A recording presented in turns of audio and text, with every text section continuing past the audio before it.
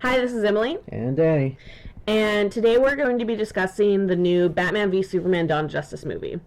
There has been a lot of controversy online about the movie itself, mainly people complaining. In fact, when we went and saw the movie yesterday, we were stoked. We were extremely happy with it, but as I was waiting, people were coming out of the theater and confused and saying that it made them want to go to sleep and they hated it.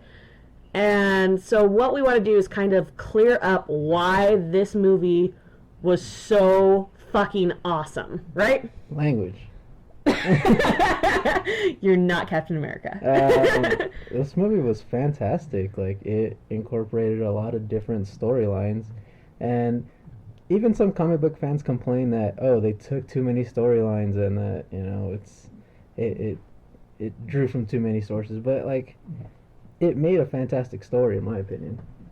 I definitely agree. The only complaint that you and I have discussed about was Lex Luthor. Jesse Eisenberg, I believe, is a really great actor, but the way that they had him portray Lex Luthor really pissed me off. That was really my one and only complaint about this movie, right? Yeah, it came off more psychopath than methodical. Yeah, because something that we've discussed about Lex Luthor, the character, is that in every rendition that we've ever seen, we're comic book fans, we read the comics, we watch the animated movies. In fact, right before this started, we're sitting here talking about Lex Luthor because we're watching Justice League Crisis on Two Earths. And if you've never heard of that storyline, in the storyline, a Lex Luthor from another Earth, basically like another timeline, another dimension, right? Mm-hmm. He comes to the Earth where the Justice League is, and he needs their help because there's this other reverse Justice League, crime syndicate. Yeah, the crime syndicate in his world that is filled with superpowered beings that are literally taking over. They're trying to take over the entire world. And we were discussing this, and we came to the conclusion that even though it seems like it, the Lex Luthor in that world is the exact same Lex Luthor in the world that everybody knows about. Let's say Earth 1 and Earth 2, right? Just for... I'll make it easier. Okay. And so we think that they're the exact same person, except for the fact that in Earth 2, exactly what Lex has always warned about in every single comic book and every single movie, that this superpowered being, just like Superman, has taken over, and now they have to fight him. Because that's exactly what's happening, is that in Earth 2, the Superman character is the leader, and he rules everything. So they have to fight. And that's Lex's point in every single rendition of the comics, is that he doesn't like Superman because he's all-powerful. Now, this is the stance that Batman actually takes in this movie, not Lex. In the movie that we're discussing, the new movie Batman v Superman, Batman's the one that's like, no, if we even think that there's even one shred of doubt, we need to at least be ready for him. And nobody's taking that seriously. And so we have this dilemma that's happening throughout this movie of Batman trying to get ready, and then going back to Lex Luthor, he's just cracked out. Like, it really bothers me. He's doing the same thing that Batman's doing, just he's going about it very differently, and that's not what we have a problem with. Because honestly, we're happy that he's not trying to expand California's land mass and own more realty again. I can't believe they did that multiple times, but in this one, it's not the end game that we're having a problem with. It's his personality. It's his inability to think clearly and have full-on sentences and sound intelligent, whereas he starts an idea, he stops halfway through, starts talking to himself, wondering, where was he going with this? What was I talking about? Oh, yeah, something that I didn't say. Total spoiler alert. If you haven't seen the movie, sorry. Honestly, you probably should listen to this, though, if you haven't seen the movie, because at least we can explain some things.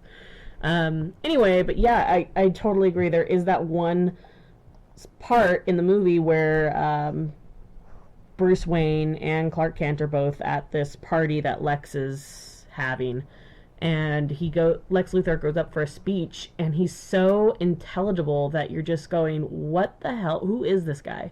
Unintelligible, I'm sorry. You're right.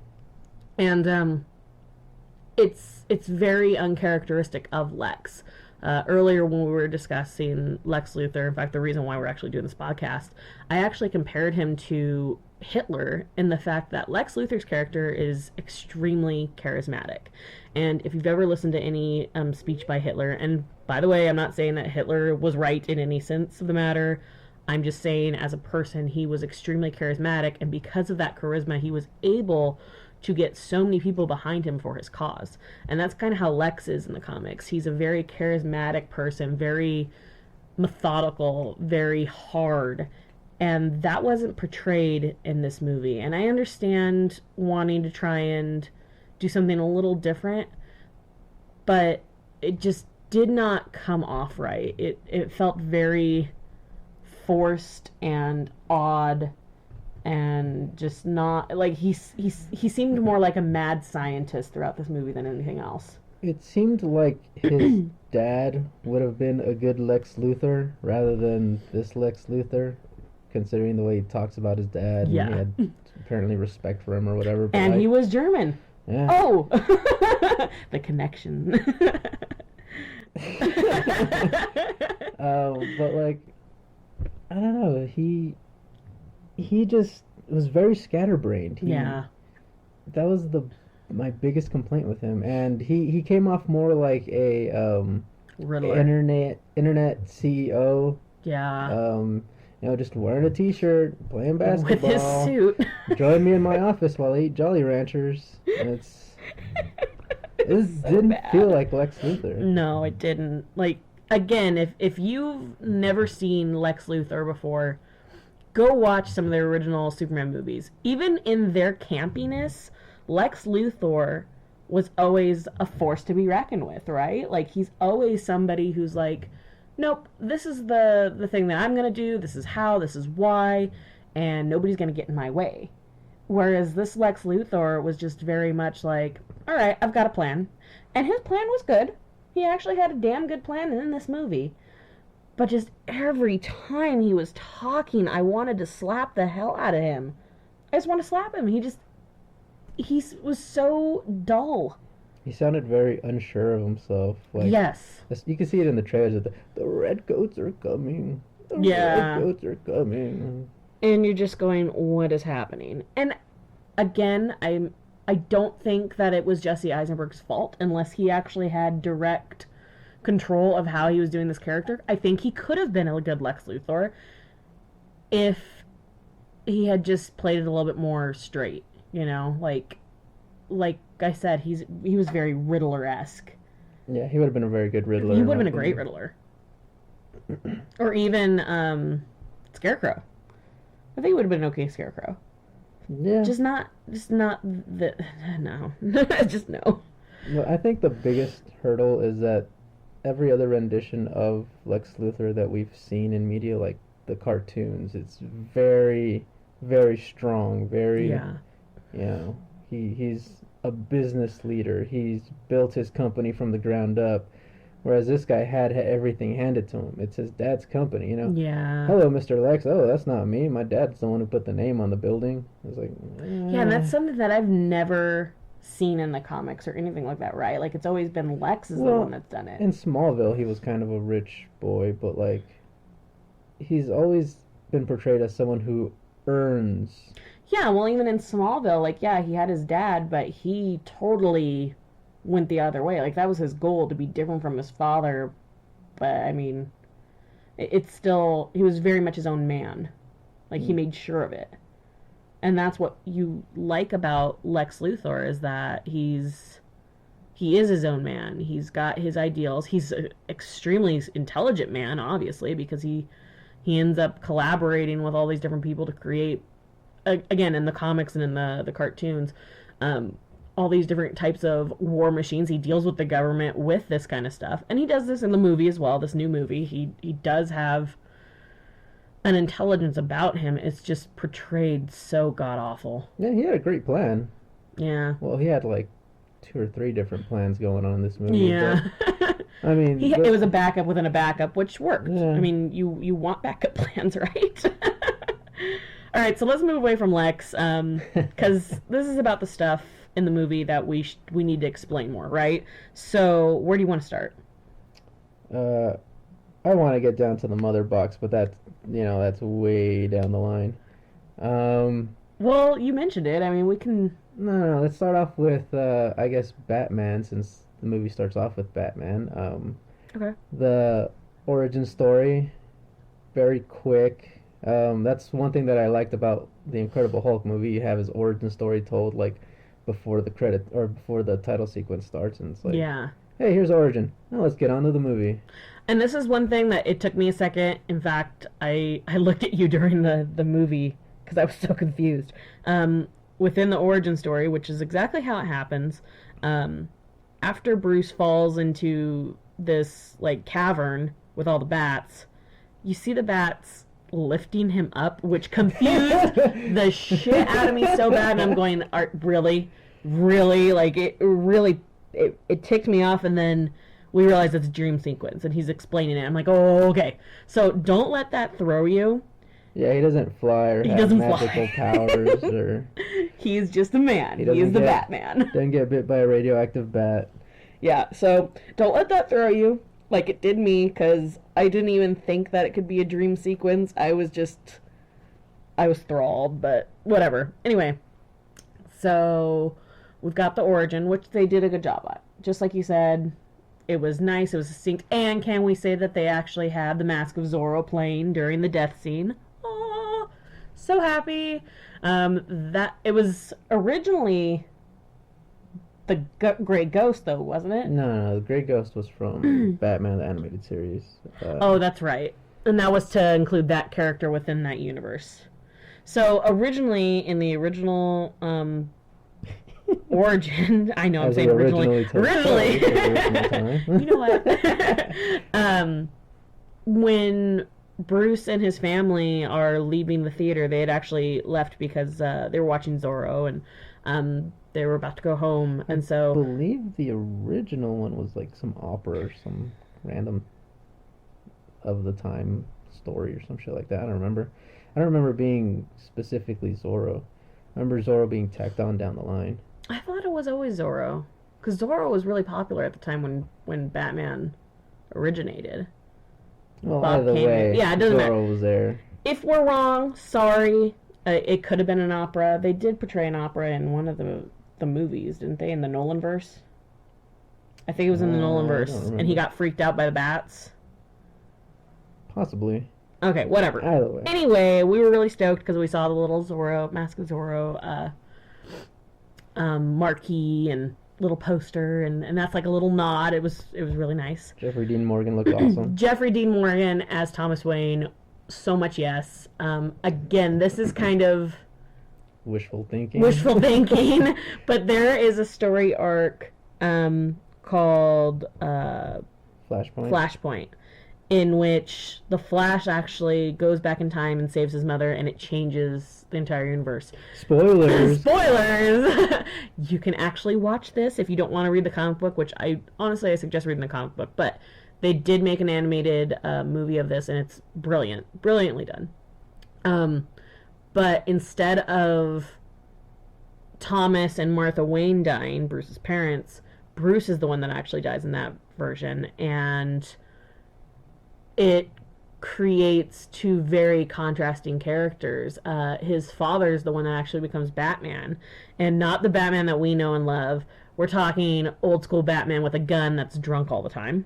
Which is closer to the original Batman that goes around shooting his villains. But that Batman was also happy, which is very unnerving. And his mother actually goes crazy, and she's the one that becomes the Joker. So Danny and I were like, oh my gosh, can you imagine seeing this? Because we've already seen Jeffrey Dean Morgan as the comedian in The Watchmen, And so we've kind of seen this character portrayed by him before. So having him portray that kind of Batman would be amazing. Anyway, moving on. So we get our dream sequence, and then it goes into Superman and everything happening from the last movie, in which there's the fight scene between him and Zod. I absolutely loved how they Cut it. followed Bruce Wayne through that fight. Yes. And it definitely helped that we saw Man of Steel just before we saw the movie. Yeah, we just happened to watch Man of Steel the other night, and it made everything so much better. But yeah, it follows Batman throughout the city. He's there almost the entire time during the fight sequence that happens between Superman and Zod.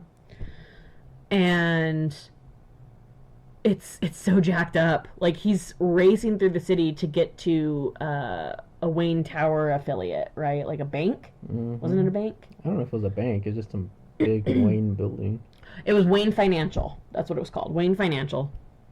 And he's calling the people there and he's like, get out. Because he can see that a bunch of shit's going down. And he's trying to get everybody to evacuate.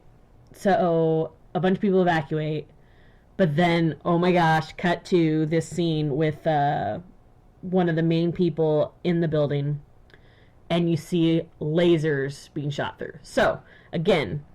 Yeah, this is when Zod first learns to use his heat vision. Yeah, so He's just tearing through the building. If you watch Man of Steel right beforehand, you get reminded of this. Like, when he first uses his lasers and he's tearing through that building, he's tearing through Wayne Financial. And there's still people inside. Yeah. And you're just like... You know what's funny? Like, we were watching Man of Steel, and Emily was like, well, you know, so many people died. And I'm like, well, the fight's been going on for like half an hour. There's a giant world engine thing. It's destroying the planet. If that's going down, who's going to stick around and hang out at their job? Everyone's going to be going home, spending time with their family. Who's going to be at work? And...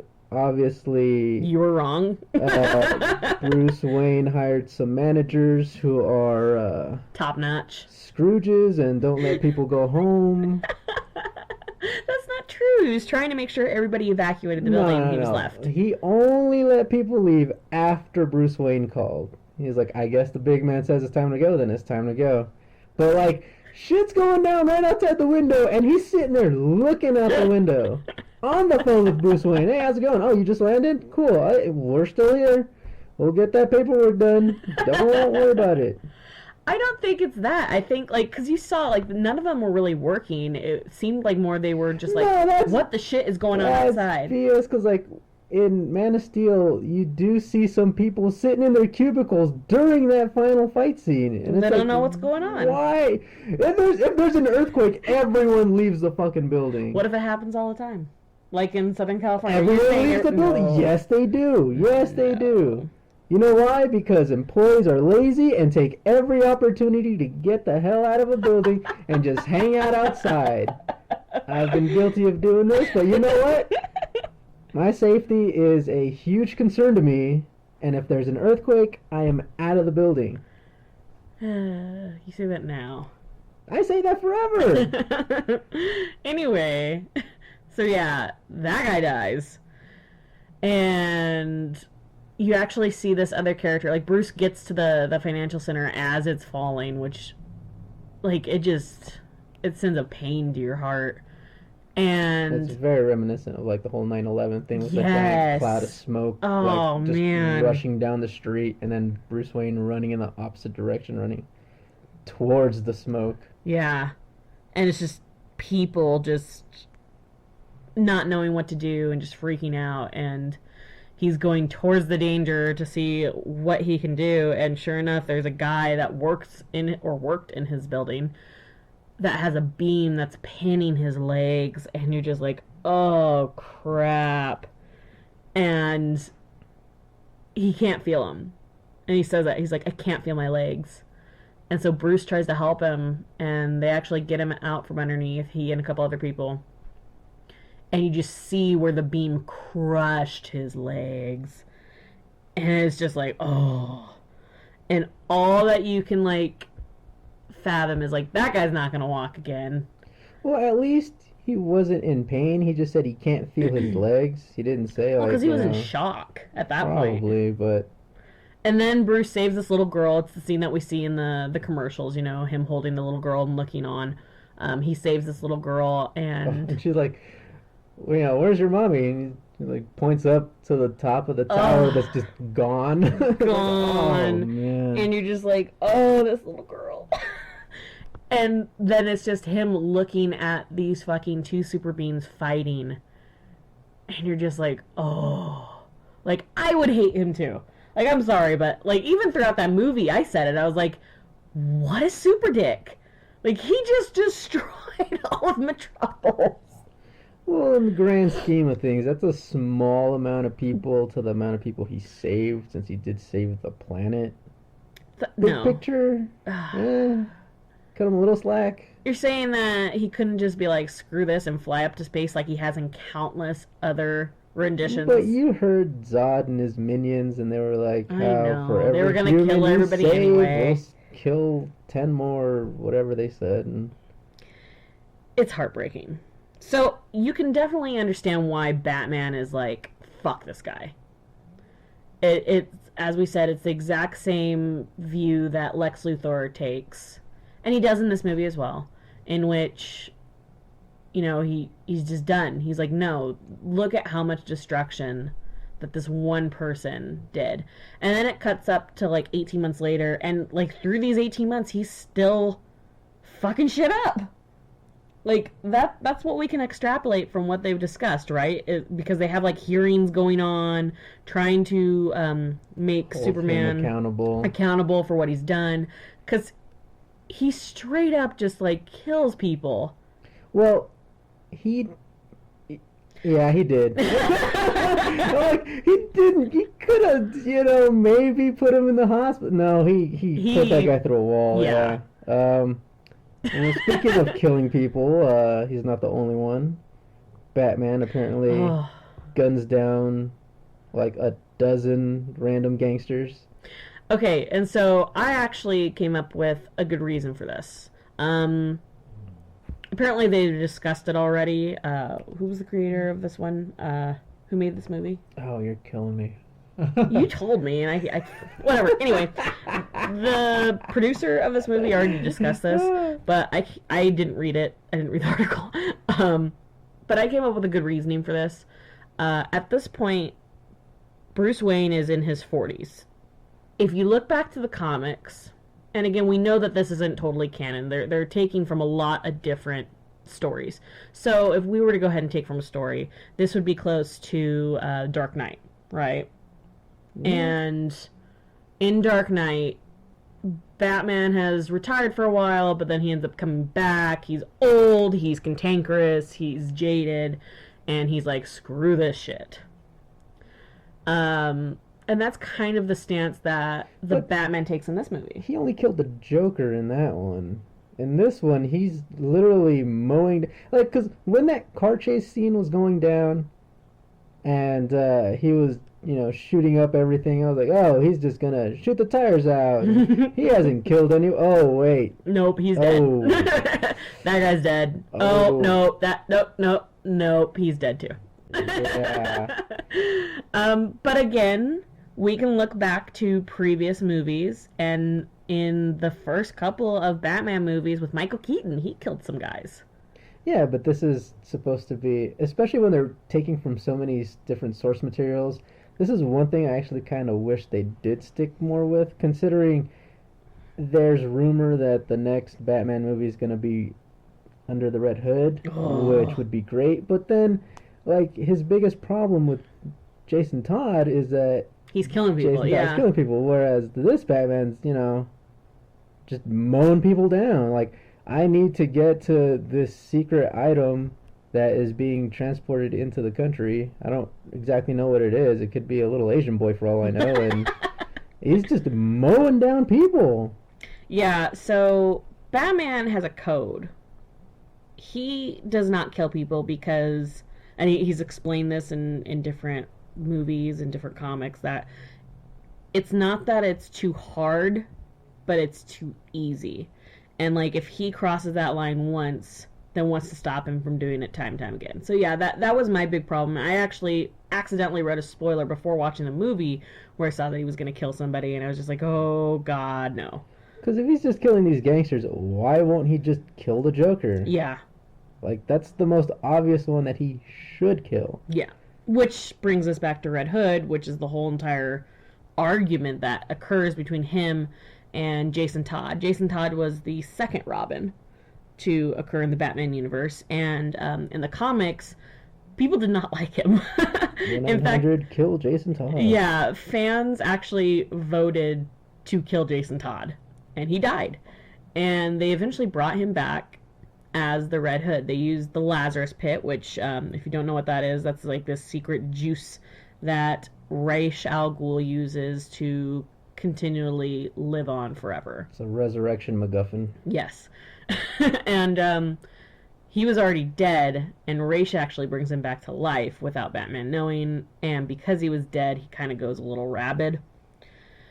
And in theory. No one knows if he goes actually crazy by it, but he comes back jaded. And I mean, if I was killed off by the Joker and I came back to life and found the Joker still alive, found out the Joker's still alive, yeah, I'd be a little pissed off too. I'm like, you know what, screw it, I'm just gonna start taking people down. And that's his whole point. Like, when he and Batman actually do come together, he's like, no, you left him alive. Like, I'm not talking about killing anybody else, just kill him. And that's actually where you see Batman explain why he doesn't, because he can't. He has that code, and he knows if he went down that rabbit hole, it would just continue to be worse. And his entire thing is that it's not right to kill.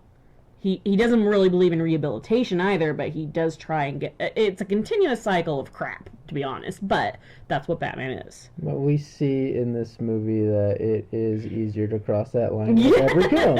Pretty much. Because he mows down a lot of people. Which, if the next one is supposed to be Jason Todd, then it is going to be extremely difficult. Like, I don't know how they're going to explain it unless, like, Batman's like, no, I've changed my ways. Honestly, I don't care. I just want to see that movie. I do want to see that movie, and I want Jensen Ackles as Red Hood. Jensen Ackles from Supernatural, he actually voiced Red Hood in the Under the Red Hood animated movie, and it was brilliant. It was so good. He would be that character for me. And it's not just because I like Jensen Ackles. He's a good actor, and I could totally see him as Jason Todd. Right? Yeah, he was fantastic. Neil Patrick Harris was really good as Nightwing. Yeah. Again, we're talking about an animated movie. Nightwing is not in this new movie. I'm sorry, we're jumping around. So back to the movie. Yeah. Batman's fight scenes. Oh, they were so good. The first one of the dream sequence. Let's talk about that first dream sequence. That was kind of random and out of nowhere. And wait, which one? The first one in the very first movie, or the beginning of the movie? Not the bat dream sequence. I'm talking about the post-apocalyptic dream sequence. So the second dream sequence, technically. Yeah, I guess the second dream sequence. For Batman. Because there's a lot of dream sequences. Yeah, you'd think that we were watching Inception or something, but... There was actually somebody I heard in the theater saying Batman v Superman, the sleeping disorder. Versus narcolepsy. Yeah, something stupid like that. It made me laugh. Okay, yeah, so... This is the most we've ever seen Bruce Wayne sleep. Right? Batman hardly ever sleeps. Yeah. And this is probably why, because he keeps having nightmares. And he did wake up one time with some random chick next to him. In a bed, which... there is a random chick that he was sleeping with, and we want to know who it is. Well, who is this bitch? Slept next to. I mean, she was naked. No. Don't give me that. No. I mean, he could have been. She could have been snuggling her for warmth. A surrogate, to help him out through some mental issues. We don't know. This is not Boston Legal. They don't cover this topic in the movie. She's just there. Anyway, post-apocalyptic dream sequence. Oh my god, oh my god, oh my god. So, Batman dreams that he's finally got the object from LexCorp from his hired goons. So Batman has hired goons in this dream sequence. They open up the suitcase. Whoa, wait. Before that even happens, we see a lot of shit in that dream sequence. Like, the world is destroyed. Metropolis is, like, gone. Like, it is ruins, and it's desert-like, very Mad Maxy.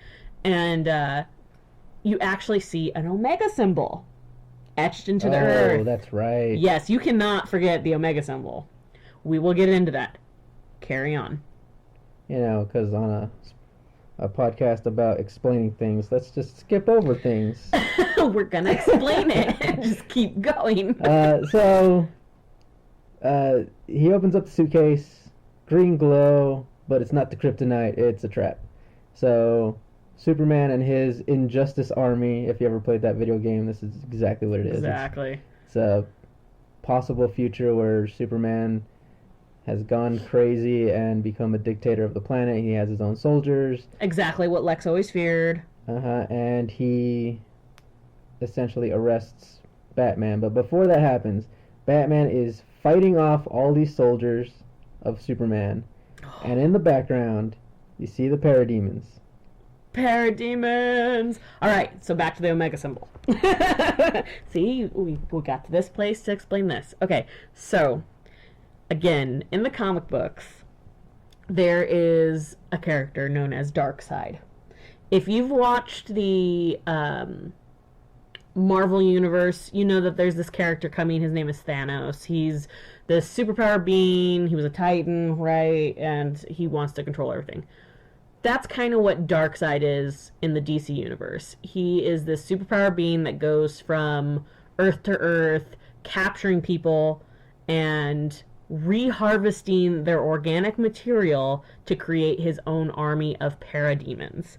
The parademons are these crazy demonic looking dudes that, like, they're just raunchy looking, right? Like, they're creepy, they're huge, they're muscular, they fly. I love the steampunk goggles though. Makes no sense, the steampunk goggles make no sense, but whatever. It's cool. So they are the creatures of Darkseid. The Omega symbol is a symbol for Darkseid. He is everything. He is the beginning and the end, right? Mm-hmm. So that's what all this is. And I heard people in the theater going, what? And both Danny and I are just geeking out, going, oh my god, look at it. So that's, again, this is why we're creating this podcast. We're trying to explain this. Like, there's so many hidden gems in this movie that are from the comic books. And if you don't know what the hell they are, you're gonna be confused. Yeah, half of this movie is an Easter egg. Yeah, this whole movie is just a love note to comic book fans. Mm-hmm. Like, straight up. Like, and weren't you saying that you were reading something where people were like, well, Christopher Nolan said that every movie should be able to stand alone? Like, no, I'm sorry, they shouldn't. Because if you think about it, if you've never seen any of the Iron Man movies or Hulk or Thor and you just went straight into the Avengers, you would not know who the hell anybody is or what the hell is going on. So he's wrong, and you just have to give this movie a chance. And to me, like, if I saw this movie and I didn't know what was going on, I would be doing research. I'd be like, what the hell is this? Yeah, what was that? Let's look into this. Like, I would start reading comics like crazy because I would be freaking out. But you need to read up a little bit before you get into this movie, or you will be lost. Well, and like, I made a post on my Facebook, too, to my friends, because I actually have a lot of friends that don't read comics. I have no friends. I have no friends. That's sad. If you are going to go see this movie and you don't want to read the comic books, at least go, I'm pretty sure these are on Netflix, go and watch Justice League War and Justice League... No, it's Superman. No, it's Justice League. It's called Justice League War. No, you're talking about the death of Superman, right? No, I wasn't. No. But you can watch that too. You watch Death of Superman. No, Justice League War, Crisis on Infinite Earths would be good. Well, I would say required for this movie would be Justice League War and Death of Superman. And Dark Knight Returns. Doom! Doom is what we were saying. Doom is not the one you're thinking of. I think that you should watch Doom now. Doom is the one where Batman comes up with contingency plans for every other hero, and then what's his name steals the Mirror Master steals the power the plans. That's not Doom. We watched Doom last night. Yeah, and that's the one that was on. Okay, whatever. There is a lot of great animated movies that you should be watching. That's the point. And if you do, it'll at least give you some background. Otherwise, don't bitch. Just enjoy the movie for what it is. Okay, end of dream sequence. Oh no, We didn't finish dream You sequence. didn't explain anything about it. Okay, keep going then. So that's who Darkseid is. That's who the parademons are. So when you see these like black demonic looking creatures flying around in that dream sequence, that's what they are, and that's who they work for. Okay, go. So Batman has a pretty great fight scene there, and if I remember correctly, it was one long cut, right? Yeah, I think so. So he's just beating all these different soldiers down as Batman should do. They eventually dogpile him and get him to submit. Superman shows up and basically kills the other people that helped Batman with his laser vision, which was honestly pretty terrifying if you're Batman at that point. Superman takes off his mask and punches him through the heart, which is exactly what he does in Injustice to the Joker. Because in Injustice, Joker puts a bomb inside Lois Lane and then I think like tosses fear gas at Superman or some shit like that. And then Superman sees Lois Lane as Doomsday, grabs her, takes her up into space, and kills her. Dies. Now Lois Lane is pregnant with Superman's baby, so he killed 2 people. Lois Lane died. Lois Lane's baby died, which is Superman's baby. And this makes Superman go insane. No. The bomb or whatever inside Lois Lane, the bomb isn't in Lois Lane. The trigger to the bomb is in Lois Lane, which triggers the bomb to blow up Metropolis, so all of Metropolis is gone. And Batman starts flipping out, starts beating the hell out of the Joker, trying to get all the information out of him, and Superman just comes in, breaks in through the walls, and just, like, rips his heart out. And that's the first person Superman ever killed in this universe, and then he's like, you know what, fuck it, we gotta stop these bad guys, can't let this ever happen again, blah, blah, blah, blah. Which makes Superman into the dictator that Lex Luthor was always scared about. Boom. So that's the dream sequence, which is why I absolutely loved it, which people are probably confused about, like, well, what the hell's going on? Why is this Superman soldier? Why is he punching people through the heart? But it's connected to Darkseid. It's got ties to Injustice, so it's a lot of nods to a lot of different things, which is fucking awesome. And the fight scenes very reminiscent of Arkham Asylum. The Arkham Asylum games, like the combos and all of that is just great. Using the grappling hooks to get to place to do this, like that, it's awesome. It's beautifully done. So, really quick, should we actually talk about the fact that we don't think those were actually dream sequences, but rather memories? I think we should get to that when we get to the Flash. Okay. Alright, so, moving on. What are we talking about now? The second Batman fight sequence, which is way down the line in the movie. Yeah. I love that in the first one it was all just hand-to-hand combat, and in the second one he used all of these different gadgets. Yes. Like Batman should. So great. Like the little bombs that disrupted the guns like in Arkham Asylum. Yeah. The grappling hook through the guy's shoulder to pull him in. Through the guy's leg. When he tossed that box using that one, I think it was a grappling hook. He was using the grappling hook like crazy. He was a madman. Great. And how he came up through the ground just like in Dark Knight. Oh, so good. It was beautiful. So good. Like, total geek moment where you're just like, Batman's a badass. And I think they actually showed most of that sequence in the commercial. Like, one of the commercials for it. But honestly, it still didn't even ruin it. And my favorite part, though, is when he just takes that guy's head and just slams it to the ground. And you just hear it go, like, it's just like, oh, shit. And the guy with the flamethrower was supposed to be KG Beast. Yeah, that I didn't get. KG Beast is another random villain in the DC universe. And I don't know enough about him to have known, I guess. I mean, I guess we should have known from his name. He's a Cold War character. No one really cares about him anymore, so it's not really relevant, I guess. But anyways. He was in Escape from Arkham and his head blew up in the animated movie.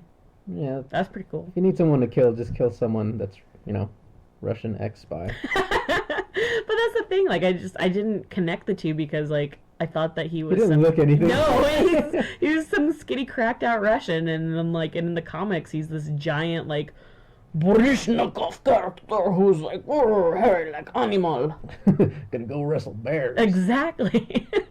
So anyway, KGB is in it. That's cool, I guess. Oh, and that line, after he, like, right before he shoots him, he's like, I'm gonna kill this hostage. I guess I won't spoil that part just yet.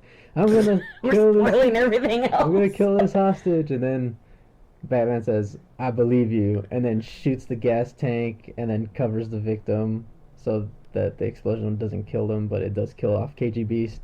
That's straight from Dark Knight. Yeah. Dark Knight Returns. Yeah. That's Oh. such a great scene. It Anyways, is. there's nothing really else to mention explain about in that. that one. It's just a fantastic scene. Yeah. So this is kind of a podcast where we're explaining things, but we're also just nerding out. So I apologize for our gushiness. Yeah, it's fantastic fight scene. Anyways, Okay, what now? well, I guess let's get back to the Flash. You know what? Let's go to Wonder Woman since that kind of leads to everyone else. Okay. So Wonder Woman, she's in this movie, and she starts off as Diana Prince, just some random chick. Bruce Wayne's oogling like, "Oh, look at that hot chick. Oh, don't write about that in the papers." But yeah, she steals something from Bruce Wayne, who stole something from Lex Luthor. and she's trying to get back a picture of her from the 1918. Yeah, 1918, which is World War One. her in World War One helping out, the soldiers fighting all that. It's a beautiful picture, It's a too. great picture. It's so great.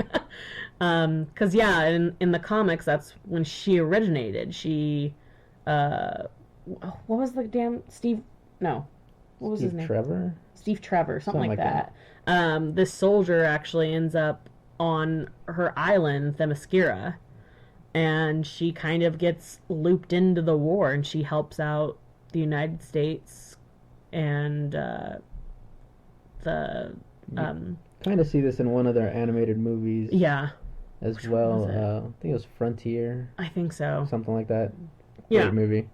Really good. So yeah, so she's pictured with them, and so that would make like 1918, and let's say it's 2016 in the movie verse. That's like over About 100 years. Yeah. It's like 98 years old, right? Like wow.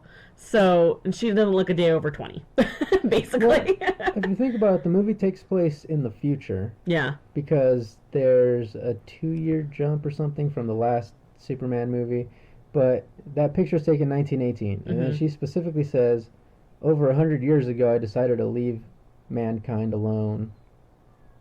Okay, so we can let's just say it's 2018, whatever. In the near future. It's future. That's all you need to know is about 100 years, whatever.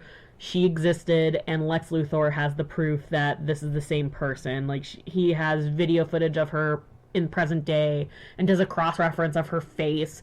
Which I'm sorry, but if you think about it, there are definitely people that are alive today that look like people that were alive 100 years ago. So I mean, maybe not exact, but close to it. Nicolas Cage is a vampire. Yes. Exactly. So, either way, though, there's proof. Batman gets the information back, hacks into everything, and finds out that she's not the only one. And this does get mentioned in the movie, the metahuman hypothesis. That's what they're calling it. That there's more than just Superman out there that is, quote-unquote, special and unique. Well, I remember Marvel, in the comics at least, touching up on this. Once you have one superhero being, then it's, Out of the woodwork. exponentially gonna keep growing in numbers, so So they're like rabbits? it makes sense. Once you have one, you're gonna have more. It's gonna happen. Yeah. So, Batman hacks into the information. You see 4 separate files, one of which is Wonder Woman, and he finds the picture, and boom, he's like, holy crap. And there's 3 other files. And there's 3 Who other could it files. be? The first file, let's do the other 2 before we even talk about Flash. One of them is Cyborg. RoboCop. Cyborg. Oh, and then we could talk about what's in the Cyborg Look footage. twisted. Like, if you've seen the new RoboCop remake, it's similar to that. I mean, his organs aren't really exposed, but like you see his spine dangling, and like he's got one arm. He's and basically a head and a torso with a spine. That's what he is. He's got an arm. No, I don't think so. He's got one arm. Did he? I thought he had both of his arms gone. Nah, It was pretty bad. And it's a video footage of that, and his father, Silas Stone, who is a scientist for Star Labs. Which is played by the same guy who created the Terminators in Terminator 2. Yes. Max Dillon or something like that. Something like that. He's a great actor. Should have been more prepared for this. Anyway, it's him videotaping what's going on. He's trying to help his son. And all of a sudden, there's this crazy cube-looking thing next to him. And Danny and I knew what it was right away. Yeah, it's a mother box. It's a mother box. A mother box, again, this brings everything back together to Darkseid. Mm-hmm. A mother box is like this little apparatus that Darkseid sends his parademons to plant all over the universe, and it basically like scans the world and the beings in it to it's see like if it's doorway as well. Yeah, but I mean the whole point of it is for research purposes. But then it also does open up what are called boom tubes, which is how they travel. It does a lot. It does a lot of shit. It's the mother box. It is the mother box. And so the creation of Cyborg actually occurs because of this mother box. This mother box actually attaches itself to him and makes him into a cyborg. It's so awesome. and they had it. They had it in the movie. Can I just say that spine was awfully clean for someone who had been in an accident? Well, one can assume that his father was actually trying to clean off all the dead tissue. Well, I mean, you'd probably try and do everything you can to slow... Well, whatever. Anyways. Sorry, just RoboCop. Awesome movie. Yes. Anyways, back to Cyborg, and you see the mother box start to move around, and then it starts flying around, which I didn't think looked too great, but you know what, whatever. It's the mother box. Who cares? It kind of moved around how the new Decepticons in Transformers 4 moved around, where it's kinda, little tiny cubes that are like material. Really, I can't speak. Feel too right, but you know what, whatever. It's alien technology. Who cares? Yeah. Starts flying around, and then it Attaches itself. starts acting all weird, and the camera gets all staticky, and that's the end of that. But my big question for that scene is, how did Cyborg die? Like, how did Mr. Stone I'm curious how they did it. I'm really curious how they decided to make him that way, because in the comics, the mother box is actually what originally Well, in the new screwed him up, in right? the new 52, I believe the mother box is what caused him to be like fused with all that, and then he's dying, and then he gets all this other machinery attached to him, and then because I believe there's other alien technology in that room too, and all that other technology gets fused with him as well, so it's not just the mother box, it's A bunch of other a bunch crap. of random alien stuff, which you would assume that this might have some ties to Wonder Woman. She's fought monsters Possibly. from Yeah. other worlds. Well, the fact of the matter is, we're not going to know until what, 2020? Is that when Cyborg comes out? I think Something like that's that. when his solo movie comes out. I think his origin story is going to be told in the Justice League movie. I think so too. It has to. If they're going to include him, then it has to. Okay, so there's one file. So the next file is Aquaman. Yeah, that was... If anyone could make Aquaman look cool... It's definitely Jason Momoa. Yeah. Jason Momoa plays Khal Drogo in Game of Thrones.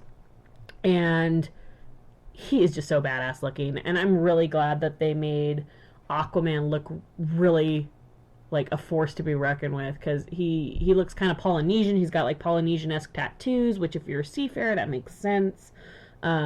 He looks like somebody that could fuck you up. Like, he is a badass Aquaman. And I'm one of those people who always talked bad about Aquaman because he was outrageous. And in most renditions of Aquaman, it was easy to make fun of him. And then later on in the comic books, he actually became really badass. Like, he lost his arm, he lost his kid. Grew a mullet. And a mustache and a beard. And he, like, attached a hook to his hand. And he was really cool. And so that's kind of the version that they're taking, I think. I loved how genuinely confused he looked when he came out of that submarine, because you could see his eyes in the Yes. shadow. Okay, so the way that they show him is it's like random video footage from like a little submersible, and like there's it wasn't a sub, it was a ship. Yeah, that's right. Yeah, it was a giant ship that was under the water, and there's like a huge hole in it, and you just see a pair of glowing eyes, and it's like, what the shit is this? And then he comes out with his trident, like ready to attack. No, he comes out like, I just woke up. Why are there Jehovah's Witnesses on my front door? And just like, what do you guys want? What the hell's going on? And then once he realizes what's going on, he just kind of, breaks one of the camera machine things and just swims away. Like, I'm out of here. To me, it looked more like I heard a noise, and he grabbed the bat, and like that's what it was like. Like when he came out, he's like, he's ready. Like, oh shit, what is that? He just looked really confused to me. Like, I haven't had my morning coffee yet. It's 7 in the morning. Why are you knocking on my door? Which at this point, I'm gonna assume he lives in a sunken ship. I don't think so. I hope not. Where's Atlantis? The hobo of the sea. He's just squatting in whatever he could find. All right, so his video was really short, but you got to see him, which was great. And then that brings us to the Flash. Before we get into this, I'm just gonna say I really don't like the look of this guy. I don't like the look of the guy that's playing Barry Allen. And if you've seen the new show of the Flash, the kid that plays Barry Allen in that is freaking perfect. He looks like him, he acts like him, he talks like him. Like, again, in every rendition of the Flash that I've ever seen or read, that is the Flash. This kid... Well, we don't know how this new guy's gonna act or talk. All we know is that he doesn't That's really fair. look... He does not look anything like Barry He Allen. looks more like the new Blue Beetle than... Yes, he has a douche stash, for crying out loud. I'm sorry, but he does. He has like... He looks like a prepubescent teen that's trying to grow out facial hair, and there's nothing there but like a little tiny, like, few whiskers, and it's really annoying. Dirt the guy on his face. No, it's he's not. He's been not. fighting crime, stopping liquor store robberies, and he's buying milk because he's been eating cookies and a little just got on his chin. No, it wasn't on his chin; it was on his upper lip. He's a messy eater. All right, so as Danny mentioned, the scene is a liquor store robbery. He's getting some milk, and he's there, and then he's not there, and then he's there again. That's the scene, basically. Like, he stops the robbery. But you can definitely see in the video footage that he was gone for, like, a half a second. And the residual lightning effects after the run Yeah. was pretty cool. Just real quick, and then the static effect, and then you lose signal. Yeah. So, there's the Flash. Which, should that bring us to our next dream sequence? Crisis on Infinite Earths. Anyways, there's a storyline where the Flash... Well, there's a storyline where there's... Wait, you mean Flashpoint? Well, which one are you talking about? There's a bunch. Okay, go on. Sorry. In Crisis on Infinite Earths, there's this being that's going around destroying every different reality, every different multiverse creation, whatever.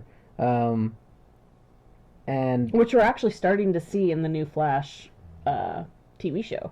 Yeah. Like cool. there's little snippets of that, which is very awesome. I actually love that there were like 52 portals. Pretty cool. Anyways, there's this being destroying everything. The Flash, way down the line, battle's almost over, and he travels back in time to try and warn the heroes about the upcoming danger that's happening. Like, oh, you gotta do this to stop. Transport it to the wrong time, and then he just keeps jumping around. In this one, Bruce Wayne having a dream, and this guy in like a red motorcycle helmet thing starts kind of opening a portal and it's kind of vibrating in and out of reality as he's talking to Bruce Wayne, saying, she's the key. Find Lois. Find whatever. He said Lois. Yeah, whatever. Who cares? It's I kind of hope that they sprinkle little bits of that into every movie, because it's like it'll seem really weird and out of place, but like down the line, the payoff of all the realities being destroyed, him trying to go back in time, and you're like, oh, that's what he was trying to do, and it's like, I think it'll be really, really cool. So, anyways, the Flash shows up. He's warning Bruce Wayne that you were right, Lois is the key, and at that point in time, you're thinking, oh, Bruce Wayne is right about Superman being a monster. You have to stop the monster. But in actuality, it's probably going to be, you were right about something else, and Flash is going to be, talking, well, whatever. Anyways, I thought that was great. I'm sure it confused everyone else in the movie theater. Which brings me back to the point that I was making earlier, is that before that actually happens, he was having another dream, remember? He woke up within a dream to have this dream, and then he woke up again.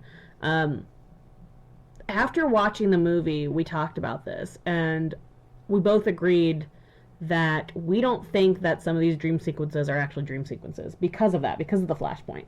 We actually think that they are memories that are jumping back because the timelines are fluctuating, which happens. We actually saw this in the new Flash TV show, where people actually will have memories of what happened in an alternate timeline.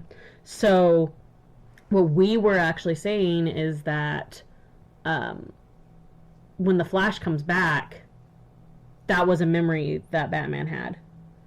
And it's the same with the Omega symbol, because why would he know what the Flash looks like? At this point, he actually did not see the video footage of the Flash. Yeah, remember? This is before he actually cracked that the code to this information to get to the files. He didn't know what the Flash looked like. He didn't know who Wonder Woman was, any of those people. There's no reason why he would know about the parademons or Omega, Darkseid. There's no reason for him to know about any of this. So, what we are saying is that within the next movies, Darkseid is coming. And that's what's happening within this movie. So we're getting alternate timelines, which also could explain why Batman is actually shooting people. There's all these different timelines that are fusing together that are trying to be altered. So there's a lot going on in this movie. Again, if you're not a comic book fan, it would be so hard to follow, which I understand why people are complaining then, because you're just going, what the hell's happening? Who's this? What's going on? Why is this guy here all of a sudden? So...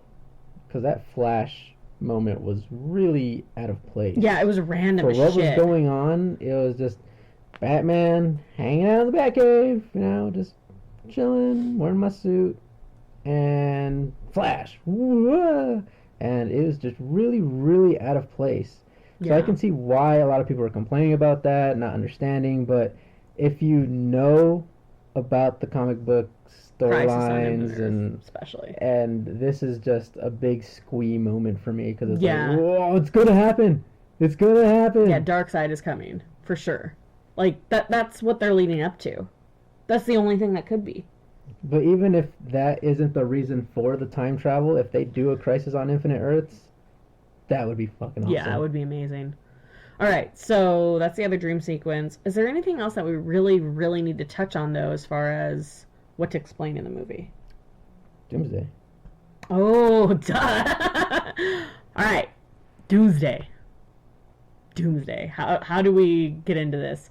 In the comics, Doomsday originally was created as the new big bad guy that's going to kill off Superman.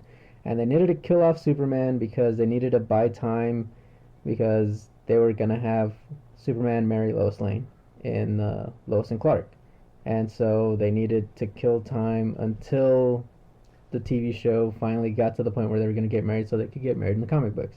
Not only that, but Superman needs big bad guys to fight. If he was just taking on regular crime all the time, it would get really freaking boring. So you need these bigger superhuman characters, which if you do read the Superman comic books, that's what he faces all the time, is big baddies, right? Or he could just go around, starving Aquaman of water and die. burning Jimmy Olsen's, presents to him, You could make more comics like that. I'm just saying, it's super possible. dick. Anyway, going on. So they created this character, and he escapes from Cadmus, I believe, and which we won't get into because it's a lot. pretty much beats up the entire Justice League with one hand. Because the other one's tied behind his back because he's like supposed to be in prison.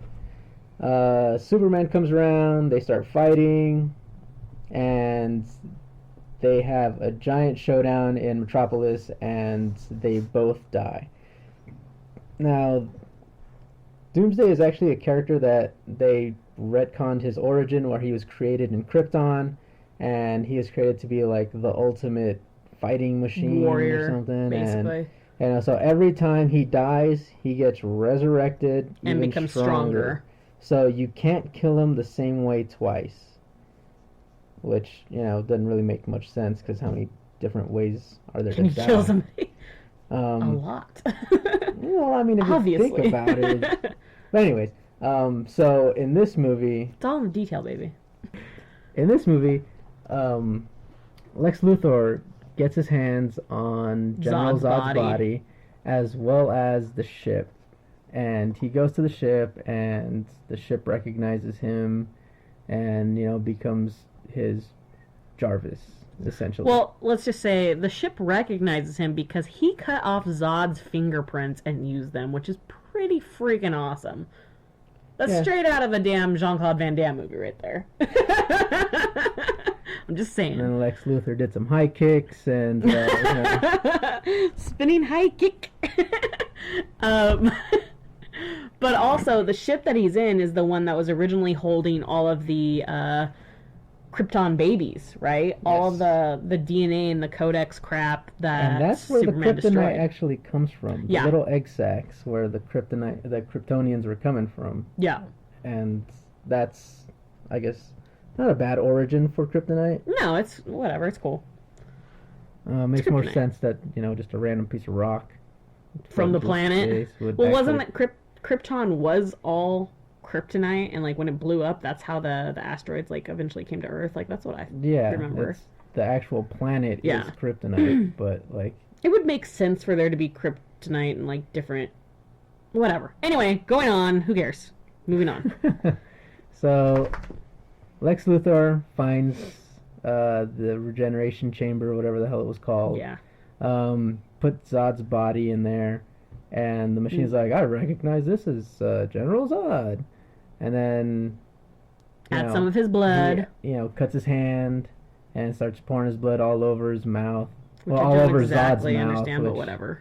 It just looked odd, and then the machine's like, oh. Foreign body detected. And then, so he decides to combine his DNA, which is kind of the storyline of how they get Superboy in the comic books. Yes. Combining Superman and Lex's DNA to create a hybrid human Kryptonian.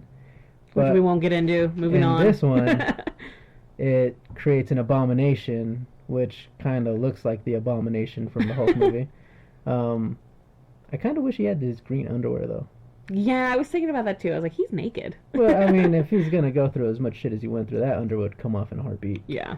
Well, just like Hulk, but Hulk always manages to wear pants. Well, I mean, he doesn't really survive nuclear blasts in these movies. This is true. Anyways. Well, it would have been Kryptonian underwear. Underoos! No? Don't look at me like that. No. You want to laugh. Moving on. So, they create this giant, and it's literally a giant, twice the size of Superman.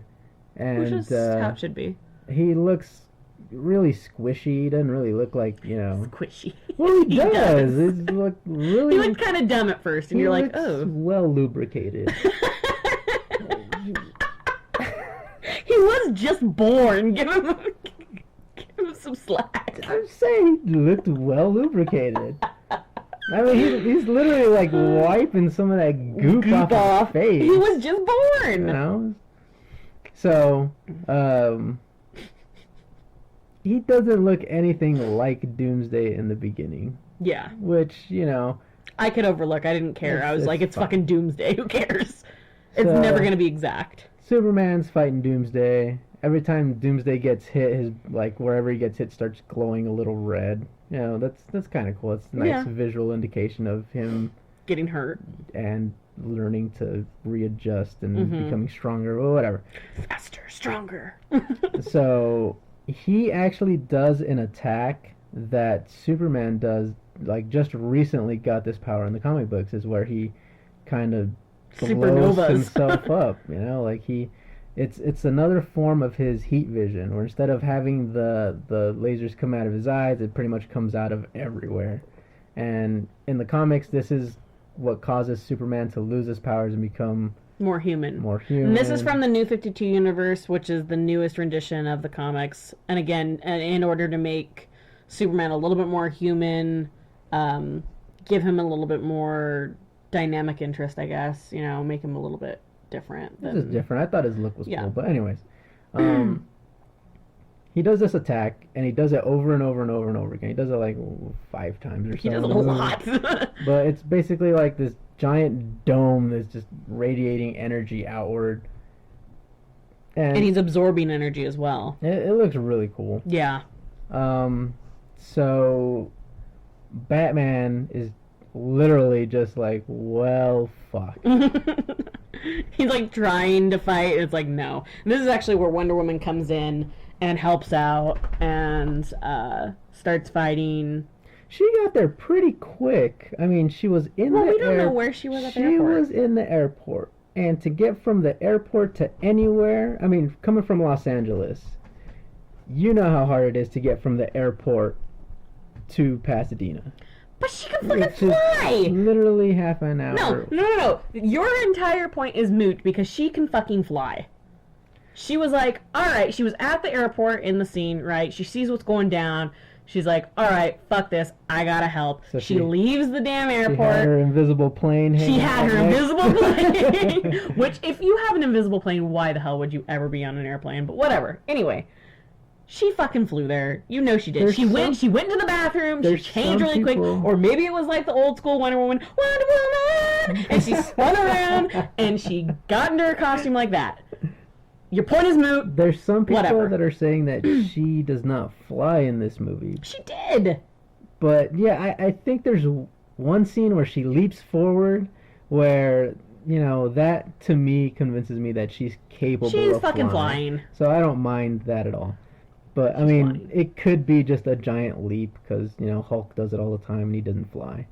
But the way it was shot, like, it looked like she was floating there for a second. And even if it's just for a second, that's fucking flying, goddammit. Or it could be bullet time, you don't know. So Wonder Woman, pretty cool, got there pretty quick. Which, I mean, if you're a superhero, if you're a part of the Holy Trinity, you got to be able to get to places pretty quick. Holy Trinity. She got there, and her music Oh, it was awesome. pretty cool. It was, you know what I realized? And I don't know if it was the same, but it's just like the music from 300. Yeah. Yes, it was. I think that might have been intentional, but You know it what? But was- I mean, it makes sense because 300 It's very being Greek. I mean, honestly, I wanted to see more of Wonder Woman after seeing Yeah. what I saw. Because, like, during the fight, she's getting beat up at points, and, like, but she's loving it. she's, like, smirking and, like, having a good time. It's like, Yeah, she this makes is that good. comment like, "I faced monsters like you before," and it's like, yes, yes you have, bitch. Yes you have. Awesome. Anyway, Yeah, I was pleasantly surprised. I thought I was gonna hate her. She's too skinny. She's this and that. but You she know looked what? good. It She looked was fine. pretty cool. She exuded the confidence to play Wonder Woman. You know, even when she was being Diana Prince, like she had this kind of hypocrisy, I guess, about her, where she was very confident, very poised. Like she's been around, you know, for hundreds of years, just like she has, and so she knows how to handle herself. And like at first, you look at her and you're like, she is a skinny bitch, but at the same time, she's got some definition going. And once she's in that costume, you're like, all right, I believe you. Take my money. Yes. It's just like, all right, cool. So she's coming in, she's helping out. Superman finally comes and helps out after he... The first time you see her in that costume is in that picture. Yeah. And that picture just looks Beautiful. great. It's Absolutely beautiful. great. But her fight scene was pretty cool. Yeah. Like her leap forward to attack Doomsday was pretty great. They have the lasso of truth on They there. used the lasso, which That- I was like, I don't think they're gonna use it because the fight went on and on and on. And she hadn't used it, and she used it at the end, and I was like, yes, the lasso. Oh, So and lame. what took Superman out of the fight was they're flying up out Oh, this into was funny. space, and the United States nukes them. Yeah. Like, we gotta take them out somehow. Just nuke them. And Doomsday comes crashing back down to Earth, and Superman doesn't. leaves a huge crater.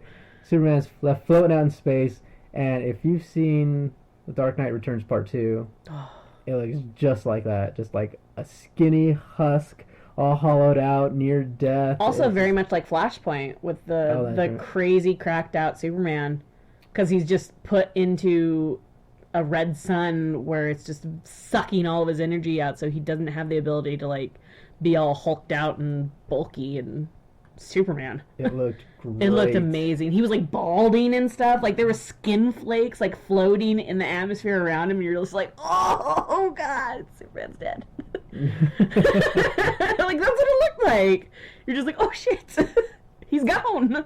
And then that's when Doomsday crashes back to Earth, and that's when he unveils himself as the second rendition of Doomsday, right? Yeah, he starts ripping off like his tore up skin, and like the spikes start coming out, and Which that's what Doomsday like has like these bony protrusions coming out of his body all over, and like once he starts doing that, he rips off his skin and like you see these bony protrusions, and you're like, oh, that's Doomsday. it Yes, starts looking better and it looks better. so good. As the fight goes on, he just starts looking better and better. Yeah, it looks so beautiful.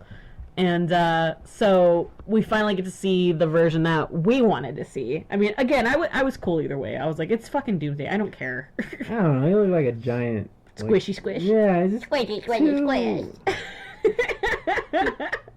didn't look right. But you know what? Neither did the Ninja Turtles, and I had a good time watching Yeah. that movie. That's another story, which we will get to. All right, so fight happens. They finally take out Doomsday. Wait, Batman doing the cover of the Dark Knight pose. Oh, that's such a beautiful scene. Yes, fantastic. Explain. Lightning in the background. Yes. It just looked great. Ex- Batman's with his fight with Superman, he was using like kryptonite gas, and he had a kryptonite spear. We forgot about one great scene in this damn movie. Well, we'll get to that. Okay. I mean, We're going forward to go back. Is that what we're doing? Yeah, we're saving the that's our best for favorite. last. Yeah, okay, that's our favorite. You're right. So, Doomsday. He's fighting Superman. He's fighting Wonder Woman. Batman's just kind of running around doing nothing. It's kind of funny. Well, I mean, what can you do? He's like, He's literally just running around. He eventually figures something out, though. Like, the way I see it, he was positioning himself the entire time. Oh, if it wasn't for him, Doomsday would not have been beaten. Yeah. Everything that they did to weaken him, to kill him, was because of what Batman did. Yeah. But he did nothing during the fight. He tried, He damn it. literally did nothing. He took a few shots, and it He didn't work out. ran away. That's all he did. He ran away. And then Sometimes Wonder you gotta do Woman, that. You gotta know when to retreat. Wonder Woman doing the thunderclap. Should have been with her legs.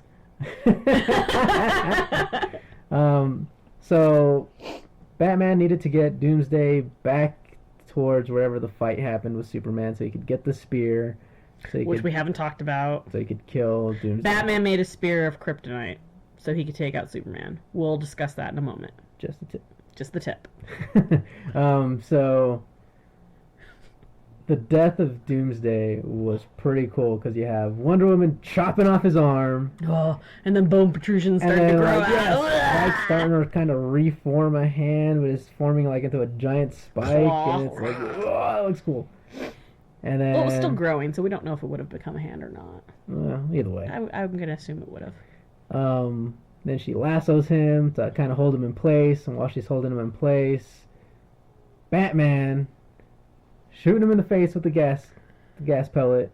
The gas pellet is made out of powdered kryptonite.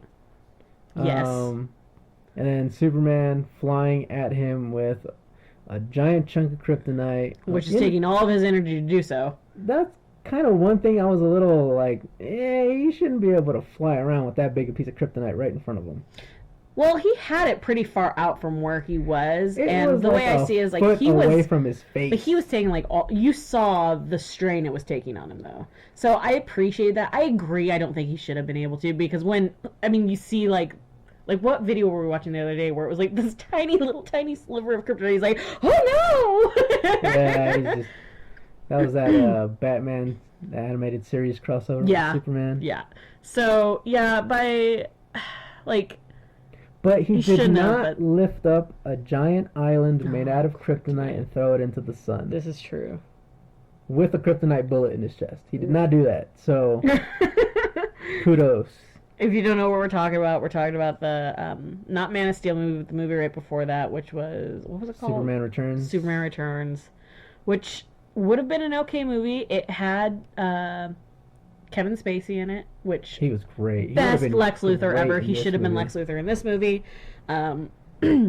Yeah, Superman, like literally in the comics, a sliver of kryptonite renders Superman like incapable of movement. Basically, he's like like he turns into like this little wimp. It's like the longer he's exposed to it in his lifetime, like the old Superman eventually is not harmed by kryptonite. But that's after years and decades of being exposed to it by villains and all that stuff.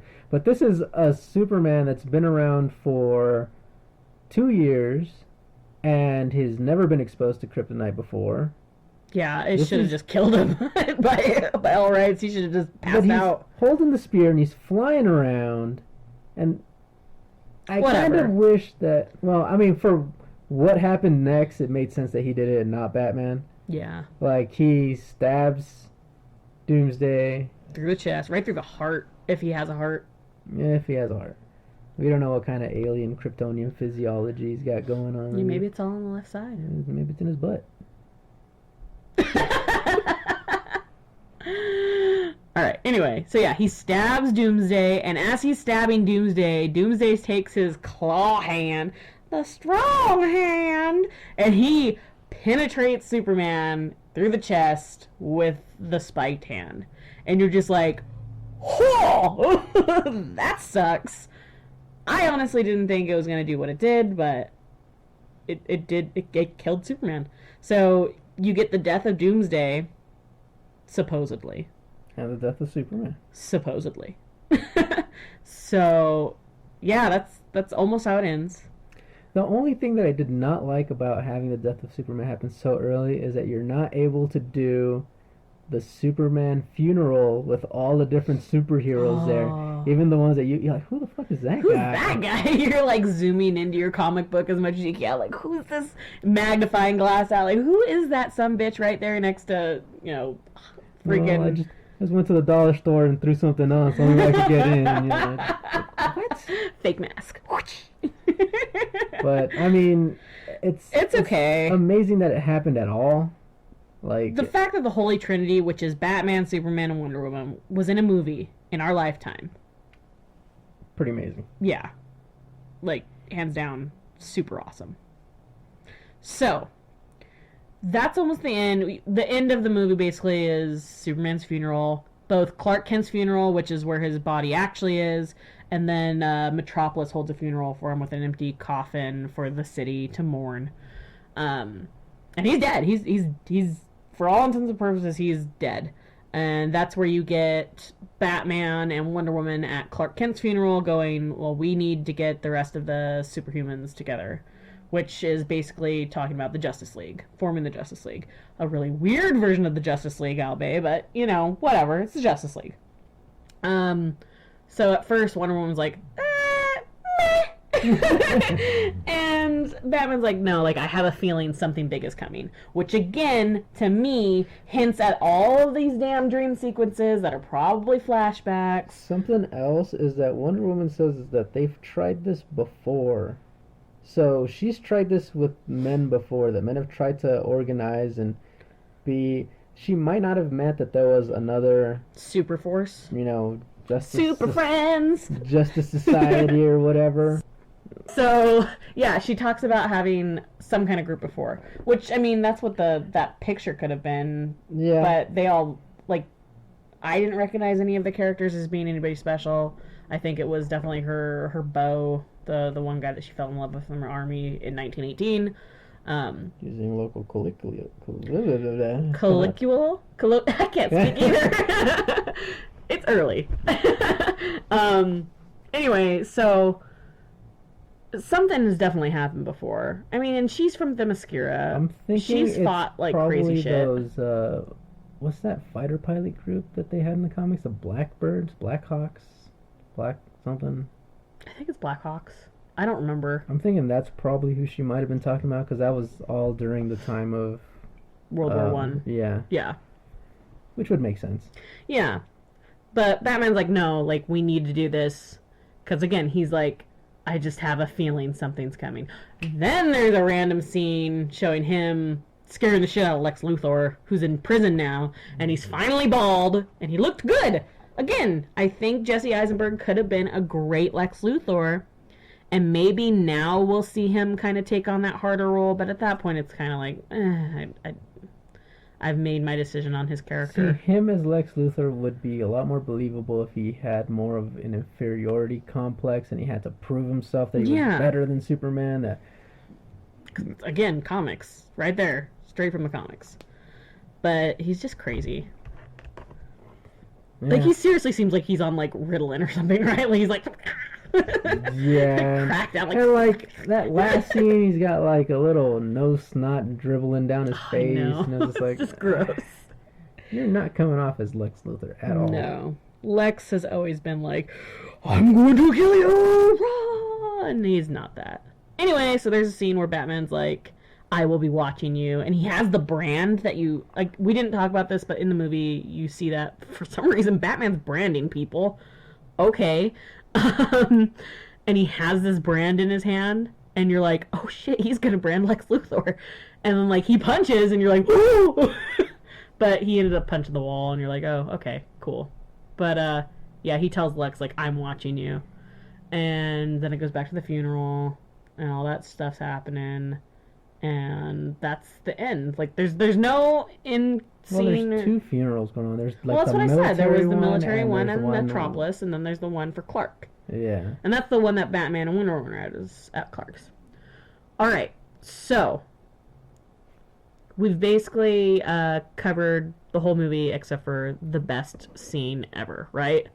Yes. Well, there's a lot of tiny Easter eggs. So, well, then, do you want to talk about the Easter eggs before we talk about the fight sequence, or do you want to talk about the fight sequence and then the Easter eggs? We can just rattle through the Easter eggs real quick. All right, let's see. Well, let's start off with my personal favorite, which would be the Jason Todd Robin costume with the Joker spray paint all over it. Yeah, we actually do see this in the commercials, which made everybody go, okay, well, they're going to talk about Jason Todd. They didn't talk about it in this movie, but it is setting it up. Which, again, makes us believe that that's going to be the second part, right? Yeah, like, this whole movie is, if you know what's going on, then you'll love it. Otherwise, a lot of it is, was that necessary? Was that necessary? Was that necessary? Because in this scene, you know, Alfred says, you need to go to this party as Bruce Wayne. You don't need to break in as Batman. Bruce Wayne goes, stares at the Batman costume for a bit, and goes looks at the Robin costume for a bit, and then he leaves for the party. The Robin costume has actually some writing on it, which we can assume is from the Joker. It says, the joke's on you, Batman, ha ha ha ha, right? Something like that. Mm-hmm. Which is straight out of the Jason Todd storyline. The death in the family, when Jason Todd dies. Well, he doesn't get tagged on like the NWO. No, but I mean, but that's what it's referring to. It's referring to that whole entire storyline, which is awesome. And to me, if they are setting this up to go down that road, it's definitely necessary. Yeah. If anything, it does give at least a glimpse into Batman's past as far as what's going on or what happened prior to all this, which also could explain why he's so jaded. Yeah, because even in The Dark Knight Returns, he's pretty jaded about losing his soldier and no, not just his soldier, basically his son. Like, all of the Robin characters, he basically takes on as his children. Like, he does it because he was an orphan. You know, he understands what it's like to be alone. And so he sees all of this potential in these children. It's not that it's supposed to be creepy. Like, there's lots of jokes about, oh, Batman and Robin, hoo-hoo-hoo, you know, they're gay for each other. But it's like, no, that's not what it's about. It's Bruce Wayne knows that he has the ability to raise these children. He actually does support a boys' orphanage in Gotham for this very reason. And we actually saw this in the Nolanverse, and that actually is from the comics. So anyway, yeah, there's the Jason Todd moment, which we're hoping it leads. It leads to Red Hood. If not, at least it gives a little bit of a glimpse. So that's why that's in there, I think. Next one, which I kind of touched on, was Star Labs. Silas Stone, which is Cyborg's father, works for Star Labs. If you watch Arrow and The Flash, you know about Star Labs. Star Labs is in Central City. It's where the Flash actually goes and works and stuff. So, again, if you watch The Flash, you'll know what Star Labs is. So they just have a little nod to that, which that's also where Cyborg created, etc. Right? Mm-hmm. All right. So that's all you really need to know about Star Labs right now, right? Yeah. Okay. There's also a possible Easter egg. I actually kind of explained this one to you, even though I disagree with it. If you were ever a Batman the Animated Series fan in the 90s, you know, you watched Batman growing up, the cartoon, you would know who Man-Bat is. Man-Bat was a creation by a scientist who was studying bats, and he actually became basically a bat, right? Yeah. Right now the name escapes me of the character. I was actually just watching this episode the other day.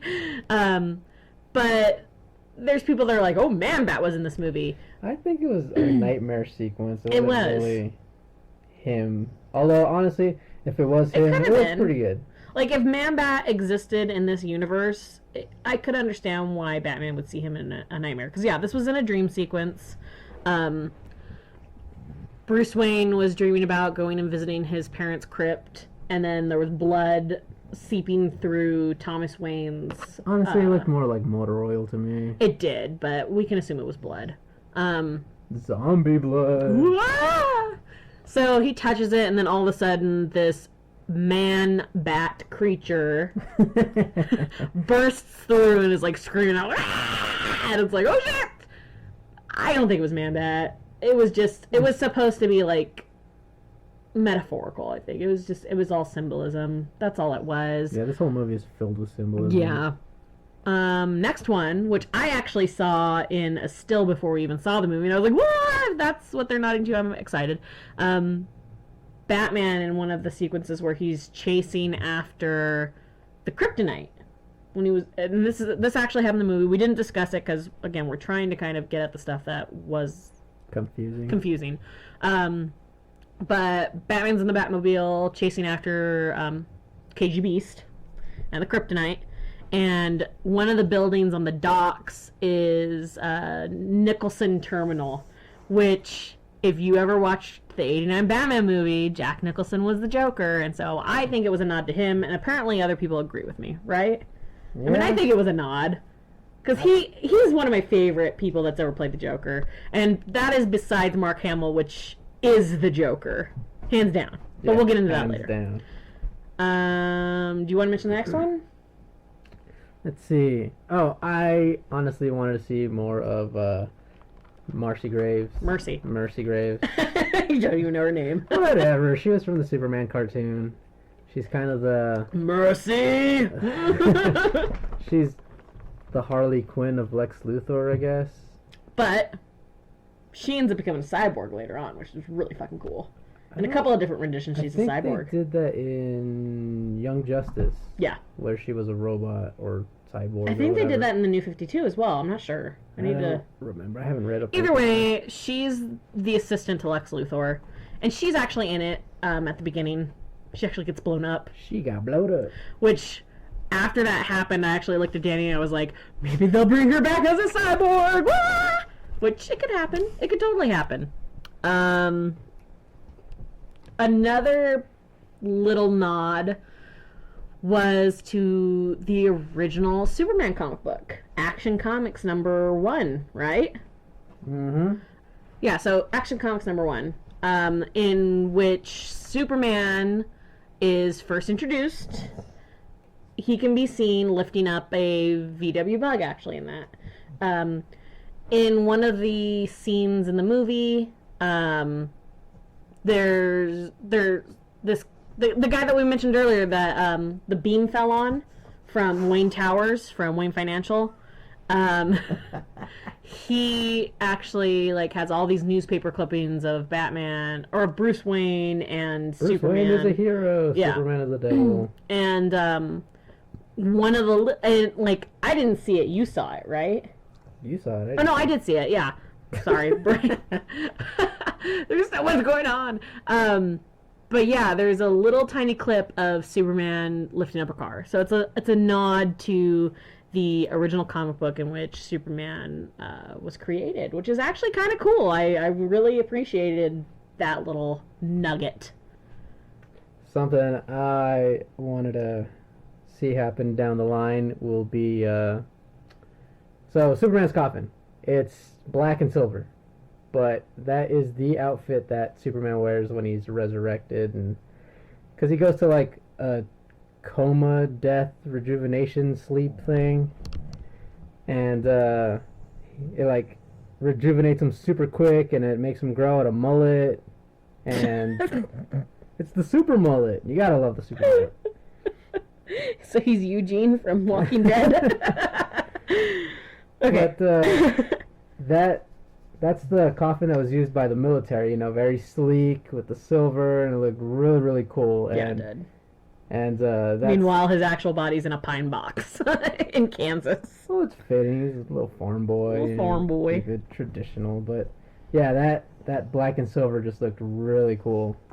I was actually hoping that they would have the statue of Superman with the eagle on his arm. The eagle, yeah, that would have been cool. But they didn't have that, and they had some sign or something that said, if you're looking for the Superman memorial, look all around you, because it's everywhere, some shit like that. Yeah, it's supposed to be this, we're all Supermen, which is bullshit. But whatever, it's a feel-good, yay! So, whatever. But yeah, that, I would love to see him in that costume. Will it happen? Maybe. That's something that we actually didn't talk about, is that at the very, very end, you do see in Clark Kent's coffin the dirt rising, which to me, that was a little odd, right? Like gravity. Well, they do that a little bit in Man of Steel when Zod starts flying. Like some of the rocks and that's stuff start right. flying Yeah, around with them him. and- Well, because he's technically like altering the gravitational pull, right? So I guess that makes sense. Sure. It's a comic book movie. Comic books. It all makes sense. So yeah, we do see that. So Superman's definitely coming back. We know that. Will he come back in the Return of Superman outfit? One can only hope. Would you want the sequel to be named Superman Returns? No. That moniker's already been taken, and no. But that way, Just no. people will No! forget the other one. No. They will forget asthmatic child who flips a piano on a boat. Let's just say Superman could never have a child with Lois Lane. That's why in the New 52, Superman is with Wonder Woman. That's another conversation. Well, we don't know. I mean, that's possibly, maybe humans are descendants of Kryptonians, since, you know, Supergirl's spaceship crashed on Earth a long, long time ago. And that's where his Fortress of Solitude is, and that's where his costume comes from, and I'm sounding like an ass now. Alright, so I think we've covered all the Easter eggs that we want to cover. Some of them are more important, some of them are more nods to comic book fans, which again, like I've said before, this whole movie is a love letter to comic book fans. I think they actually said that, right? Zack Snyder? That's who we were thinking of earlier.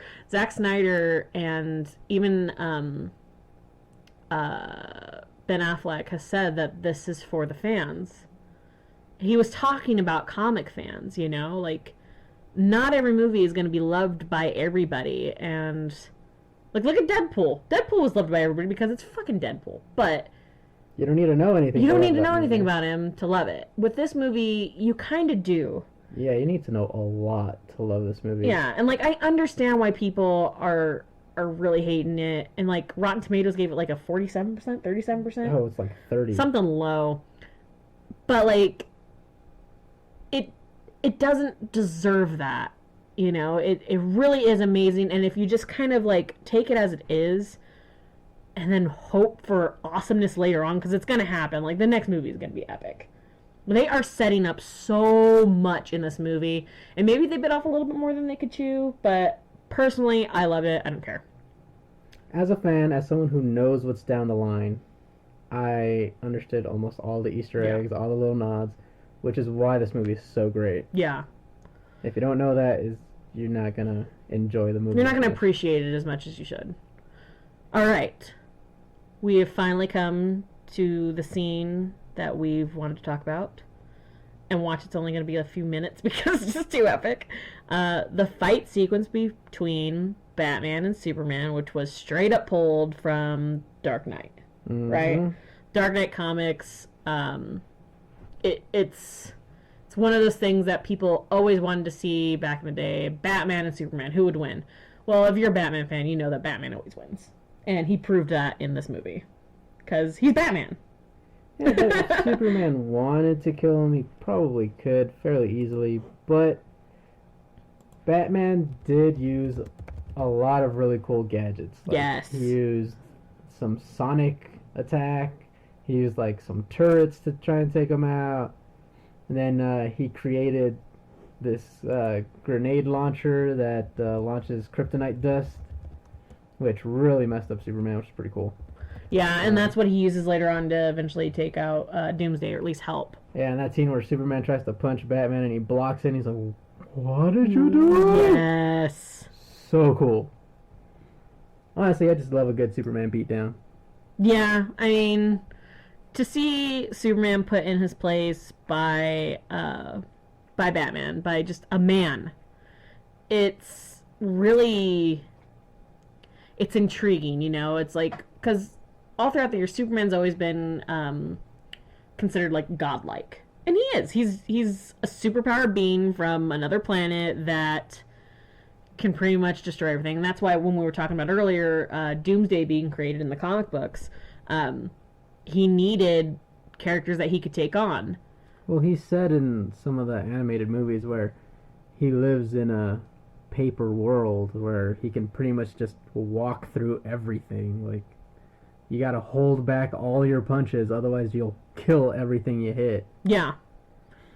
So, I mean, to see him finally, you know, depowered, brought back down to human level, and then, like, Batman just start punching him in the face over and over and over, and then the kryptonite slowly start wearing off, and you see the punches doing less and less damage till it's eventually doing nothing, and then Batman strikes a pose like, oh shit. Yeah, exactly, and you're just like, oh crap. But it's like that whole entire fight sequence was almost straight from the comics. There's a few things that we talked about that we would have loved to see. In the comic books, Batman actually hooks up into the electrical system, the electric grid, and has like these awesome brass knuckle things that are electrify. Yeah. And he like starts beating the shit out of Superman with it, which would have been so awesome to see. But they had so much going on in this movie that I'm sure it's like, okay, we got to take the best parts of it, which I think it was good. Like, if it started out with Superman coming in, who was actually trying to get Batman's help because a bunch of other shit's going down, and he finally was like, okay, I need to ask for his help or I need to kill him. So Superman comes to Batman to try and get his help to rescue, I'm just going to say, his mom. His mom gets captured by Lex Luthor. It's funny that they use Lois Lane as a beeper system. And, yeah, it's funny. Superman, how do I... Oh, let's toss Lois Lane off a building. Exactly. It's so messed up. It works, though. I mean, it does. I mean, that's what everybody does, right? Like, that's what you gotta do. Just go capture Lois to end up getting Superman. Which is kind of like the reason why all that shit went down earlier on, why they wanted to prosecute Superman, is because, you know, he went to rescue Lois Lane in the desert. Yeah. Again, we didn't really touch much on that. We didn't really touch on Lois at all. Who cares? Lois. I don't care. Do Honestly, you? it's her fault. It is her fault. It's all her fault. Just blame Lois Lane. Okay, so anyway, starts off with Superman coming in, and Batman kind of backs up, all smirky smirk, in his awesome mech suit, which is, again, right out of that comic book. It looks so fantastic. And Superman steps into one of the traps, which the first one is the sonic attack. Yeah. So it's like all this sonic sound waves just being blasted at Superman. He's like, ah! And then he's like, okay. And he steps on something. Like, it looks like a... Then the turrets start after that. Yeah. So he destroys the sound wave machines. Then there's turrets, which... Batman already knows that guns don't affect him. I don't know why he did that. Honestly reminded me a lot of the Hulk movie. Yeah. Where they're hitting him with those sonic cannons and he just kind of rips a door off and I didn't think about that. That's exactly what he did to destroy the sound wave. The only thing is he didn't like jump and body splash the other one, but like, you know, he took a manhole cover or something, ripped it in half. It wasn't a manhole cover. They were on top of a damn he took building. A disc or some shit. He took something. I don't know what he took. And threw it at the sonic device. And then he destroyed the turrets with his laser vision. And then the gas gun, and then using the grappling hook. Oh, so much yes. And then the Spear of Destiny. The Spear of Destiny. So they start fighting. Batman shoots him with the damn gas grenade of kryptonite, which is like, and Superman's like, what the shit? And then that's when he tries to hit Batman. It's that scene that we see in the commercials where he tries to hit him and Batman blocks it, and you're like, yes, Batman's gonna kick your ass. And that's what happens. They fight, and then the kryptonite slowly works its way out of the system a little bit, and so Batman gets his strength back, and then it goes back and forth. Superman gets his strength back. Or Superman, my bad. So then he hits him with another gas grenade. Good job, Batman, because the fight later on, he definitely didn't need the gas grenades. Anyway, so they're fighting, and then, the best part, like, so he throws Superman down the stairwell, and he hits hard, and you're like, oh. And then Batman's like, yeah, I'm badass. And he uses his grappling hook to lower his way down the stairwell, which just, it's so awesome. And it's the little details. It's the details that both of us noticed, where he actually, like, once he gets down there, he disconnects his grappling hook and he puts the thing away. And you're like, exactly, because that's what would happen. It's not like freaking Spider-Man with all of his goddamn flips and they just magically fucking disappear. Like, you know there's some jackass in New York that's like cleaning up Superman or Spider-Man splooge. Like, he's gotta be. There's gotta be somebody. Like, I guess you could say Spider-Man created jobs. Would it be the window washers? Maybe. It's gotta be a shit. I don't know. Like I said, it always looks like Spider-Man's just shooting into the fucking atmosphere. Anyway, we're not talking about Superman or Spider-Man. We're talking about Superman and Batman. So that's where Batman put the Spear of Destiny, as you like to call it, which is a spear he crafted out of the kryptonite chunk that he stole from Lex Luthor. And it is a giant piece of kryptonite. Like, that thing is like, the kryptonite alone is like at least a foot. Of a head. Yeah, it's at least a foot long. And then the spear itself is like another, 5 feet long. So it's like a 6 foot long spear. And he's about to kill Superman. Like, he's right on top of him, foot on his neck, ready to kill him. And then he doesn't. Superman says, save Martha, or kill Martha, it's your fault, or some shit like that. Yeah, he's like, Martha. And Batman's like, why did you say that name? But less Christian Bale. Yeah, I told you this. I did not think of this until this movie, that both Batman and Superman's moms have the same name. At least Clark Kent's mom on Earth is named Martha Kent. Bruce Wayne's mom is Martha Wayne. I never thought about that until this movie. Until this damn movie, which I think that's a brilliant way to bring them together. Like, there was people that I heard that were complaining about it, and it's like, no, that would stop him in his tracks. That would totally stop Bruce Wayne, Batman, in his tracks. Because, like, wait, why are you saying Martha? Like, that's my mom's name. What are you talking about, Martha? What? You know? That stopped Flashpoint's Batman. Yeah. Why are you saying my son's name? Yeah, in Flashpoint, when Flash is trying to find Batman, he finds Batman, but it's the Thomas Wayne version. And Flash keeps calling Batman Bruce because he knows his secret identity. And this is pissing off Batman. He's like, what the hell? That's my son's name. And that's when Flash finds out it's Thomas Wayne, not Bruce Wayne. So there's no reason why Superman saying Martha wouldn't stop Batman. You know, that hits you right in the feels, you know? Like, Batman's whole existence is because his parents died in front of him. So the mention of his mother's name in this sequence is poetic. You know, it's beautiful to me, and I love that they did this, and that's actually what ends up bringing Batman over to Superman's side and finally listening. Because the whole time, Superman was trying to explain shit to Batman, but Batman didn't want to listen. He already had his mindset, and this is what brought him out of that. And like Lois actually, I don't know how she finds them, but Lois finds where they're fighting, and she's like, she found them in Man of Steel too. I know. They're just kind of like, we're flying all over the city. You know what? She's an investigative reporter. I guess that just means she's good at her job. Let's just assume that. Okay, moving on. She finds him. No! This is not the conversation we would be having. No reason for her to just show up. That makes no sense. No, but she saw where the bat symbol was, remember, when she was on top of LexCorp? So she kind of knew where it was. They weren't at the bat symbol place. Yeah, they were! They flew around. No, they didn't. They were at the bat symbol place. Don't give me that building. Bullshit. Okay, anyway. Alright. So that's aggravating. she runs and, like, throws herself on Superman. And Batman's like, why are you saying that name? And she's like, it's his mother's name. And then that's when it, like, throws Batman for a loop. And he's like, oh, what's going on now? Like, that's the one thing that is kind of jacked up. He's like, oh, so wait, what? What's happening? And then he helps Superman. But it was so good.